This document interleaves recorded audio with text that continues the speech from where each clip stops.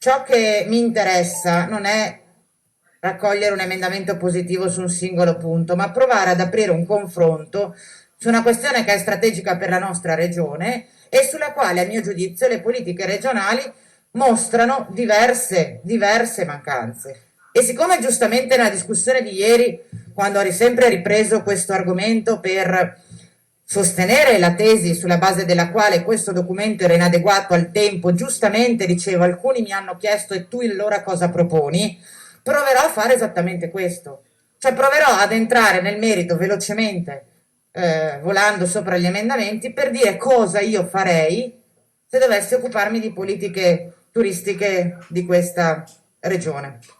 Perché i cambiamenti che abbiamo di fronte sono cambiamenti epocali, alcuni dovuti alla pandemia, ma altri erano già in atto durante questa fase storica. Penso alla globalizzazione, alla capacità di accedere alla mobilità low cost, penso al fenomeno della apertura di nuovi spazi di commerci che hanno costruito e definito nuove destinazioni turistiche. Penso alle grandi innovazioni tecnologiche che hanno cambiato profondamente il modo di offrire e di richiedere turismo. Ecco, io penso che in questo quadro, di fronte a questi cambiamenti epocali, noi dobbiamo provare non a subirli, non ad adattarli, emendamento 111, ma a governarli per trasformarli verso una soluzione più positiva. E proprio per i grandi cambiamenti di cui vi ho soltanto brevemente accennato, io penso, e emendamento 103, 107 e 104, che siano maturi i tempi per addivenire ad una revisione, ad una ridiscussione dei principali strumenti di programmazione turistica di cui si è dotata la Regione in questi anni. Strumenti importanti, ma che dopo tutto ciò che sta accadendo potrebbe essere opportuno che siano rimessi alla discussione di questo Consiglio. E quindi penso alla revisione del programma regionale sul turismo, che è triennale, è stato datato nel 2018 e che ovviamente parla di un mondo diverso da quello che abbiamo fuori dalla finestra. E penso anche e in particolare, in generale, alla legge sul turismo, che ormai di anni ne ha 7 e che, diciamo, a mio giudizio già dispiega, già ha evidenziato i grossi limiti che io avevo individuato fin da subito e che purtroppo si sono confermati. In particolar modo proprio questa costruzione della proposta turistica, dell'offerta turistica regionale attorno alle organizzazioni di destinazione, che è uno strumento che funziona se è accompagnato da un meccanismo di governance adeguato, ma se invece è un meccanismo che viene imposto dall'alto, con la finalità unica di organizzare già ciò che c'è, io credo che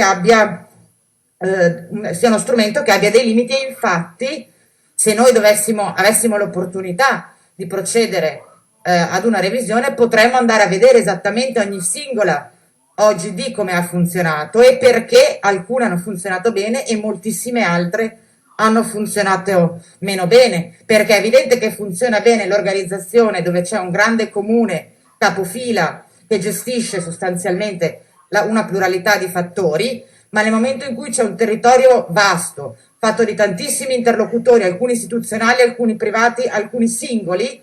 la regia di quella destinazione turistica è molto complicata. Ecco perché l'aspetto organizzativo si intreccia con l'aspetto di governance,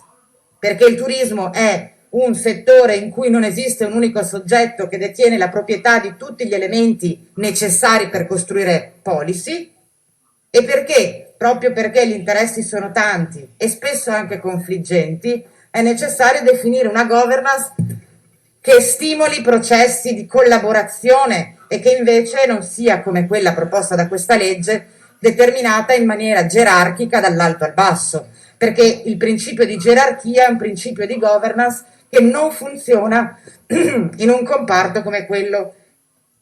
turistico, emendamento 108, emendamento 111. Ma ci sono tante altre cose, non solo di sistema, che potrebbero essere inserite dentro la programmazione turistica e che io non ho trovato e che ho provato a inserire con l'attività emendativa. Intanto la definizione di nuove professionalità in ambito turistico, pensa al grande tema delle guide turistiche, pensa al grande tema che ci apre il fatto che ci siano nuove modalità di fruizione del prodotto turistico. Emendamento 105. Dico, tra le altre cose degli emendamenti, terza ipotesi di lavoro su cui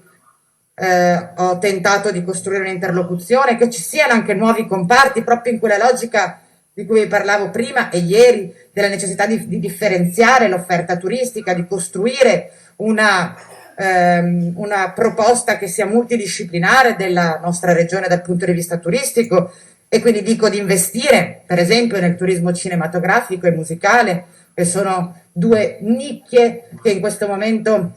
sono soltanto abbozzate nella nostra regione e che stanno coerentemente dentro quella volontà di tenere insieme l'aspetto culturale e l'aspetto turistico, cioè come questa regione potrebbe investire su un grande progetto che affianchi alle grandissime, meravigliose attrazioni di natura naturale che abbiamo, spiagge, montagne, laghi e terme, anche una valorizzazione delle grandi risorse culturali delle città d'arte, dentro però un progetto coeso, coerente. Anche in questo senso, emendamento 106, ho proposto una mappatura dei luoghi che principalmente possono essere attrattori turistici, andando anche a cercare quei luoghi meno noti, ma che fanno di questa regione, di questo territorio, un territorio ricchissimo di qualità e di eccellenze, proprio per costruire un'offerta turistica che non sia la somma di tanti diversi, ma che stia dentro un contenitore omogeneo in cui il turismo e la cultura trovano la loro culla ideale. E se non fosse così, che senso avrebbe e che senso avrebbero avuto tutte le belle parole che ho sentito ieri sulla candidatura di Pieve di Soligo, capitale della cultura? Se ci crediamo davvero a quella roba lì, ci richiamava su questo impegno proprio il collega capogruppo Villanova ieri, dobbiamo costruire attorno a quella candidatura le condizioni per cui in questa regione la cultura e il turismo diventino l'elemento qualificante, perché tornando anche al ragionamento sulle spiagge di ieri a cui aveva replicato il consigliere Formaggio, è ovvio che noi non possiamo prescindere dall'offerta turistica balneare come la conosciamo, ma nel momento in cui dobbiamo costruire le condizioni per competere in un contesto, in una dimensione in cui le spiagge di Jesolo, di Cavallino devono competere, sono costrette a competere con le spiagge della Puglia, quando non della Croazia e della Slovenia, perché ormai i costi, dicevo all'inizio, la possibilità di viaggiare low cost, la possibilità di conoscere online nuove destinazioni, hanno aperto una competizione anche per le nostre località turistiche, che si sono sempre contraddistinte dal grande servizio, che però oggi gli studi dimostrano non è più l'unica cosa che il consumatore e viaggiatore esperienziale ricerca. E allora noi dobbiamo costruire delle alternative anche per quelle località che sono mature, ma che oggi possono ritrovare dentro una progettualità vera e innovativa qualche novità e qualche possibilità di rilancio. E poi l'emendamento 109 chiedeva appunto che la programmazione turistica, perché è un elemento che manca totalmente, fosse orientata alla sostenibilità, intendendo per sostenibilità non soltanto ovviamente il rispetto dell'ambiente, quindi la necessità di costruire proposte e offerte turistiche che rispettino l'impatto ambientale che qualsiasi attività produttiva tra cui il turismo ha sul territorio. Emendamento 116, overtourism, ma anche sostenibilità intesa come sostenibilità economica e sociale, perché il turismo è un'attività produttiva ovviamente strettamente correlata al territorio e alla comunità che la ospita. È una delle poche attività produttive di questo paese non delocalizzabile, non esportabile, e quindi non si può immaginare un futuro turistico che non sia strettamente collegato al benessere delle comunità e delle persone che vivono nelle località turistiche. Ecco perché ho proposto l'emendamento in cui si chiede che tra le finalità delle politiche turistiche di queste regioni non ci si occupi solo della redditività delle imprese, come tra i risultati attesi, ma che si dia maggior peso al benessere diffuso che le imprese turistiche possono rilasciare sul territorio. Altro elemento di come si potrebbero cambiare, a mio giudizio è meglio, le politiche turistiche. Cominciamo a vivere l'innovazione tecnologica non come un rischio dal quale doverci proteggere, Nella relazione si parla solo del rischio delle OLTA, Booking per intenderci, del rischio della sharing economy, Airbnb per intenderci, ma non c'è una parola rispetto alla grande opportunità che le innovazioni tecnologiche sono e rappresentano per il turismo. Penso all'Internet delle cose, penso alla possibilità di accedere a una quantità di dati smisurata che ci consentirebbe di implementare in maniera positiva e realmente aderente alla realtà la nostra offerta turistica, emendamento 112 e 113. Ecco, sono tante le cose che a mio giudizio dovremmo provare a fare se naturalmente ci fosse una volontà di costruire un dialogo attorno a questi temi. Mi rendo conto, e con una mezza battuta quell'assessore Caner prima l'abbiamo anche condivisa come cosa, che c'è un'impostazione profondamente diversa tra quella che io propongo a questo Consiglio e quella che la direzione turismo di questa regione ha messo in atto in questi anni e evidentemente vuole continuare